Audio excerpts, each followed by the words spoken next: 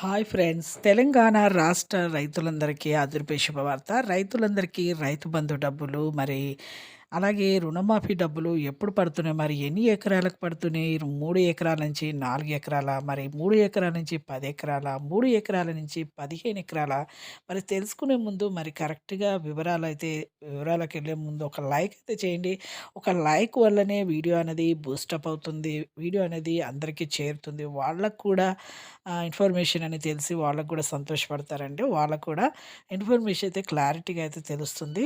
ఇక అసలు లైక్ చేయండి, షేర్ చేయండి. కొత్తగా చూసేవారు సబ్స్క్రైబ్ చేయండి. ఇక లేట్ చేయకుండా అయితే వీడియోలకైతే వెళ్ళిపోదాం ఫ్రెండ్స్.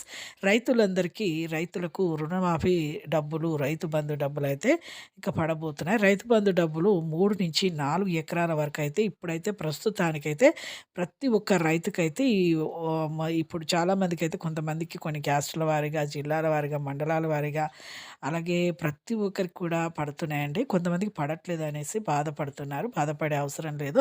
ప్రతి ఒక్కరికి కొంతమందికి లేట్ కావచ్చు. ఈరోజు ఒక పని కొంతమందికి పడొచ్చు, కొంతమందికి పడకపోవచ్చు. రేపు పడతాయి పడని వాళ్ళకి. కానీ 3-4 ఎకరాల వరకైతే ఖచ్చితంగా అయితే పడతాయండి. 3-10, 15 ఎకరాలంటే కొంచెం టైం పడుతుంది. ఎందుకంటే ఇప్పుడు ఉద్యోగుల వేతనాలనేది ఇవ్వడం జరుగుతుంది. వాళ్ళకి కూడా ఇప్పుడు అంగన్వాడీ వేతనాలు కూడా ఇవ్వలేదు. ప్రభుత్వము ఎన్నో కోట్లు ఇప్పుడు 2,000 కోట్లు అయితే సెంట్రల్ గవర్నమెంట్ నుంచి రైతు బంధు గురించి అయితే తీసుకుంది. అప్పుగా తీసుకొని ప్రతి ఒక్క రైతుకైతే 3-4 ఎకరాల వరకైతే వేస్తుంది.